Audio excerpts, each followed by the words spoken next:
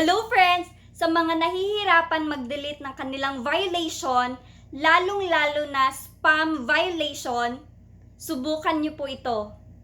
Tap Help and Support. Tap Support Inbox. Tap Your Alerts. Dito makikita natin lahat ng ating violations. Isulat natin ang month, date, and year ng ating violations. Back tayo, punta tayo sa ating homepage. Dito naman, tap 3 dots. Tap Activity Log. Dito naman, tap natin itong View Activity History.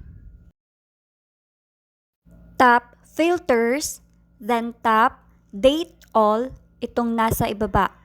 Dito natin ilalagay yung details ng inyong violations. Tap Start Date. Tap yung year sa taas, then select. Tap mo naman yung arrow para makapag-select kung anong month. Tap mo lang kung anong date sa baba, then okay. Tap Done. Kung makita mo na yung post or videos na may violation, tap 3 dots sa gilid, then delete. Follow for more updates, tips, and tutorials.